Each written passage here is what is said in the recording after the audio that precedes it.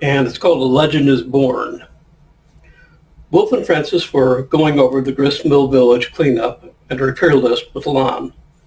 With Lon in place to run things, they were taking one of their all too infrequent vacations, and he would oversee the contractors coming in. At the end, he would throw the customary party for the workers. He'd done it already a few times so successfully that they were confident in his ability to do it again. They were free to enjoy themselves with a clear conscience. They had time to spend and realized that with all the planning for the village, they hadn't planned for their rest and recreation time. Let's go to the lab and find some place to go. It doesn't have to be some when, you know. Approaching the lab, they stopped at the mailbox. Since it had to accommodate several families, it was a 10-spot lockbox. Wilf pulled on the keys on his belt and felt the chain zip forward as he unlocked number 3 and withdrew their mail. Sorting through it, he handed Francis several letters, including a large official-looking envelope. In the lab, they grabbed drinks and sat down to sort through the mail. Francis eagerly tore open the large envelope and poured out a stack of papers. Wilf looked up from a letter and saw the eager look on Francis's face. "What's that you're so excited to get?" Francis looked up from her perusal of the lead page. "It's one of those DNA things. It tells how much your percentage of what you are." Wilf had long known Francis's curiosity about her heritage. She was orphaned so young that she had no knowledge of her parentage. This had bothered her quite a bit. Oddly, though, she would not make use of the time machine at their disposal to do the research. He had often pointed out that 5 minutes would suffice to show her parents and her family. For some reason, she never seemed to want to go that route. She scanned the document. Excuse me. Sorry. She scanned the document through all the advertising verbiage for more detailed reports and found the section she wanted. It says here I'm 45 Guarani, 35% Spanish, and 15% Navajo, 10% Argentine. Looked up Guarani and turned the screen to Francis. "Seems some of your ancestors were from the Amazon rainforest." Francis stood and went into the dressing room. There she looked closely at herself in the mirror. Wilf came up behind her as she tried to see which branch she favored. "What do you see?" he inquired of her reflection. "I don't know, I guess. Looks-wise, I pretty much am a blend. I think the mix gave you not only your beauty, but your strength, too. You really are a wonder woman." Francis playfully reached back, bringing his head closer, and kissed his cheek. "Why don't we take a trip to the Amazon? I saw that the area you're linked to is somewhere around the lower middle." He logged onto a travel agent when Francis tapped to return. "This is a lot faster. We can book a hotel today and maybe a tour. Then, if we want, we can fly back whenever we're ready. In the meantime, we can maybe wander around. If we need it, we can ask someone to be on standby for when we do go for a walk." They went to pack and change. Coming out of the cabin, Wilf was ready for adventure in khaki, and Francis ready to be comfortable in a long brown silk skirt and tank top. With a small duffel each, they went to the lab, and after informing Don of their departure, and that since they were going in present time, an angel was not immediately needed. Just in case, though, could he find someone to place on standby? Don offered himself as things were slow and wished them a fun trip. Francis made lodging arrangements while Wilf went through the filing cabinet and collected their passports. "Can we stay in luxury tents for a few nights?" Francis called. "Sure, darling, let's spoil ourselves a little bit." Wilf put their passports in their bags, checked they had enough cash on hand, and loaded in their coordinates onto Fred. Francis did a scan about half a mile from the site and was ready to push the access when she made a change and had them pop in near a bus station. The area they were headed to was remote, and the area surrounding it was full of cities. They could catch the bus and meet fellow travelers on the way. Francis had Wilf walk through first.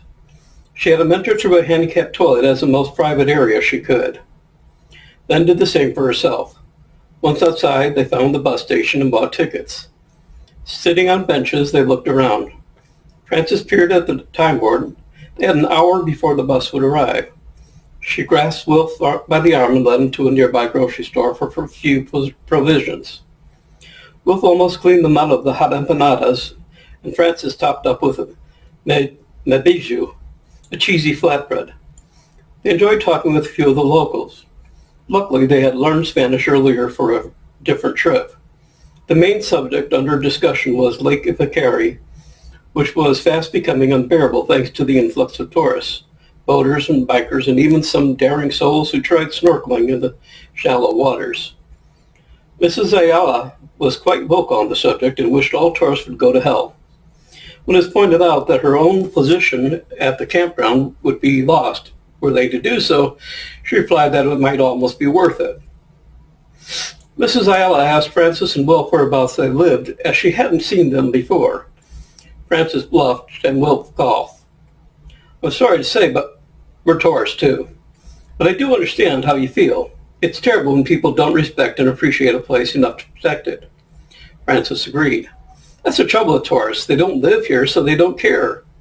She looked carefully at Francis. Your people must have lived here a long time ago. You have the look of the place in your eyes and face. She turned to Wilf, who had sat down on the bench and was munching another empanada. You look more like the Spaniards who came here long ago. Her eyes softened a little as she saw the way Wilf was looking at Francis. She turned her gaze on Francis again. This one appreciates you. He's worth keeping. Francis giggled and grasped Wilf's hand. Come on, we better get to the bus stop before we miss it. Mrs. Ayala stopped them before they had gotten 2 steps. Don't bother that smelly old bus. My car's outside. I'll take you up with me. I'm the manager, so I'll see you're all right. Excuse me. This time it's coffee, so it's not helping. I need tea again. Outside, she led the way to a bright red Toyota Hilux and waved them inside. Francis and Wilf both tried to gain shotgun first. After a brief wrestling match, Francis dove in, leaving Wilf to clamber onto the back. There wasn't much room in the back seat, as boxes and bags on the seat and floor. Wilf and Francis introduced themselves, and Miss Ayala welcomed them cordially. Sorry about what I said about tourists back there. You're all right, because at least you've learned Spanish very well. Most people never even try to learn the language when they visit. They just expect everyone speaks English. Wilf spoke up from the back. Spanish, though, is the most commonly used language in the world. It used to be. Now English is. I think Spanish now comes second. Francis objected on the way to the campsite. They marveled at how civilized everything was. Francis was a little disappointed. I thought it'd be more primitive, more jungle-like. The jungle area gets smaller every year. We're trying to push to keep what little is left. The longer it takes, the more we lose until there won't be anything to save but the memories. The ride was over in half an hour, and they were ushered into a cabin to register. They chose a cabin on stilts that would overlook the whole area. Up in the cabin, they unpacked and sat out on the porch for a while to see what they could. Wilf leaned on the railing, taking in the hammocks below, the fire pits, the open areas to eat and congregate. Turning his back to the railing, he looked inside their accommodations for the week. Clean and bright, though sparse in furnishings, it was a comfortable place to sleep and relax after a day's exploration. He sat beside Francis, who was drumming her fingers on the arm of the chair. Her eyes were distant. When she came back from wherever her mind was, she tapped on her return. Don, are you near the lab? Don's voice came sleepily over this earpiece. No, but give me a sec and I will be. Is everything all right? Yes, I just wanted to see if there was anywhere near us that was a little more primitive, more like a jungle. There was a pause as the sound of Don stretching and yawning. He made his way to the lab, and the sounds from his return played over hers. Don didn't always remember to double tap the communications link, and it led to some very interesting audio. Okay, I have you fixed. Let me look around. There was a sound of humming as he tried to find a suitable place for them. I think I have what you want on the backside of the lake. There's another smaller lake, plenty of trees and rivers, as well as a high hill that looks out over everything, plus not a sign of civilization nearby. Francis grinned. Sounds perfect. She checked around and made sure they weren't visible from inside and outside. Can you patch us through to there? Don did a visual check on the area they were in for visibility and then opened the portal. Walking through, they were greeted by a lush, verdant sight that made them pause as they emerged. Thanks, Don. This is perfect, Francis exclaimed breathlessly. Far behind them was the large expanse of water of the Ipikiri Lake. The sour smell of it reached them on the gust of wind. Climbing the hill, they got a better view of the surrounding area. Wilf was looking to the right and thought this might be a good area to explore. They ran down the hill and crossed the stream on rocks. Taking a turn to the left, they approached the river. Though swift moving, it was traversable with care. Francis's skirt became a hindrance as the water rushed into it and slowed her down. Wilf picked her up and carried her across. Hopping from one small island to another, they made their way to the other side. Here there was a small crater lake that Wilf promptly dove into. From below, he called for Francis to join him. Tying off her skirt, she dove swift and graceful as an eagle. For a while they enjoyed the cool water, swimming and splashing each other. They climbed out using rocks and roots projecting from the walls and began a winding track inwards. In the trees, toucans called on the ground. Capybaras greeted them with a welcoming smile. A peccary grunted as it dug roots and ate his meal. This was what they had come for. They came to a plot area that looked as if it had once been inhabited. Root plants were in abundance and beans grew on stalks. At the fringe of the plot were evidence that burning had been done to clear the land at one time. Several remains of grass and stick dwellings were found, spaced out, and destroyed to almost ground level. Animals dwelt in the field where once the native population had farmed and lived. Evidence of fish bones gave more information of the people who had once lived there.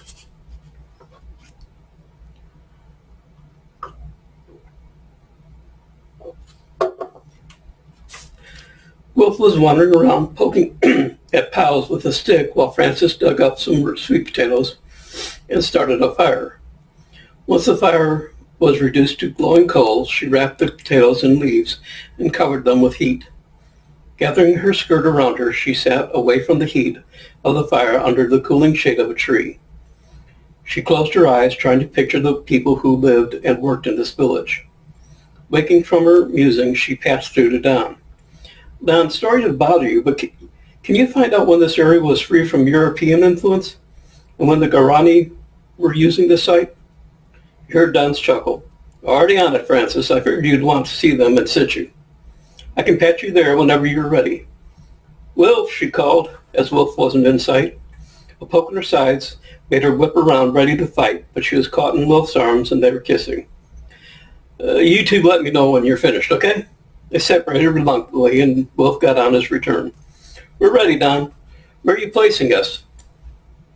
Don gave them direction to a natural blind that was present in both times. He said he had a new way of transitioning he wanted to try, and this was as good a time and place as any. They crouched low and waited. Don and the lad linked them with their returns and projected the portal like a bubble over them. From their position, they could see the village clearly. Don, we have to be visible even though the blind is fairly dense. Can we move to a better location? Don was clapping in his excitement. You can't be seen because you aren't there. You're in a time bubble and still in our time while everything you see is in the past. This way, as long as you stay together, you can move around. I'm working on making the bubble larger, but we're still in the experimental stage.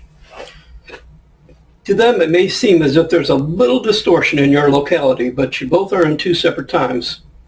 If you want to transition to that time, let me know and I'll pop the bubble. Don and I thought this up recently for times when things and periods are dangerous.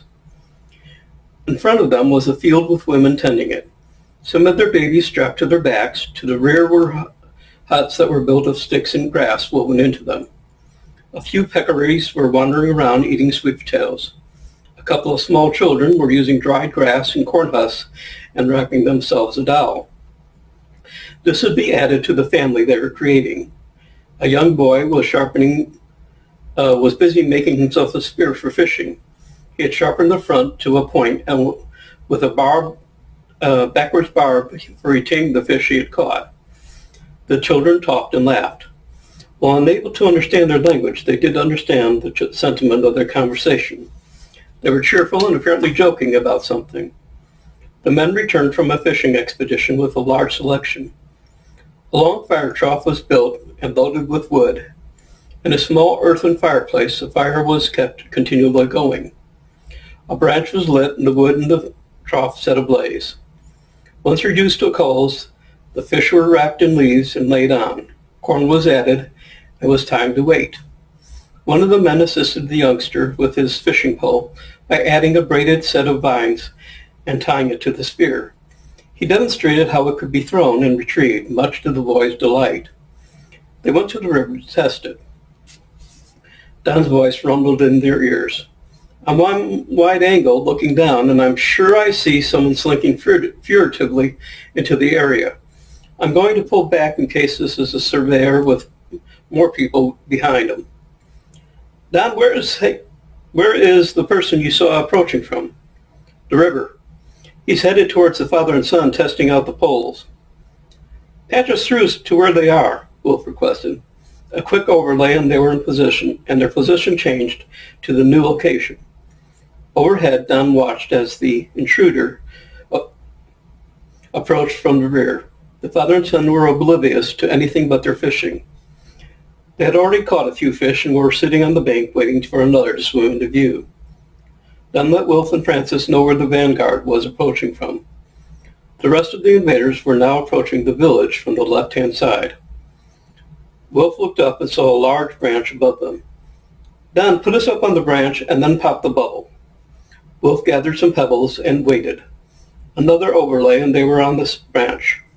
They lay down and watched the single invader approach soundlessly. Wilf took a pebble and threw it at the father so that it hit his left side. The man spun around and caught sight of the intruder. With a sharp snap of his arm and the spear slid in his hand. In one smooth motion, he let the spear fly, impaling the intruder as he rose to attack. The cry let loose from the dying man sent the other invaders into a frenzied attack. Don replaced the bubble and transported them back to the village. From their blind, they watched as the villagers ready for the attack. Men grabbed spears and stood in line waiting. Two women gathered the youngest children to a hut with one of the men who brought in an armful of spears. They stood at the doorway in readiness. The air echoed with the chilling cry of the invaders. As they approached at a run, they let fly a volley of spears. At the first volley, the villagers ran forward, dropping low and throwing a return barrage. By running forward, they invaded the first throw, and by aiming low, they hit up marks when the invaders dropped to their knees. The defenders swung on the other spear from the side in rapid succession, aiming higher as the invaders rose to attack once more. Out of the 60 or so defenders, 2 were wounded. Of the invaders, they were left with only 15 who were able to retreat unassisted. Over 30 were severely wounded and assisted each other to retreat, and another 15 that were so wounded to move about, and about 25 dead. The ones who survived were brought into one of the large huts, and what became of them, none of the guild cared to find out. Francis and Wilf returned to the river. Over their heads was a large tree with the vines descending. Wilf asked Don to remove the bubble. The river was clean and clear, so that was an inviting place to swim. Francis gathered some acai berries and was sitting hip-deep in the flowing water, her skirt billowing with the tide. As she ate the ripe fruit, the juice dripped from her lips. Wilf climbed with youthful energy up the trunk and grabbed a handful of vines. He backed up and swung in a wide arc, letting go over a deep pool. Francis applauded his marksmanship as he rushed back to do it again. This time, his aim was off and he landed on a small bank that protruded into the river. He landed with a thud that knocked the wind out of him. Francis dove in and swam swiftly to the other side. Unfortunately, Don was in the bathroom and not exactly in a position to put a blind in front of them. Francis's yell and cry were heard over a long distance, and the villagers ran to see what was shrieking. When they arrived at the river's edge, the sight in front of them gave them shivers. Seated on the edge of the bank was a beautiful woman whose hair was streaked with water foliage.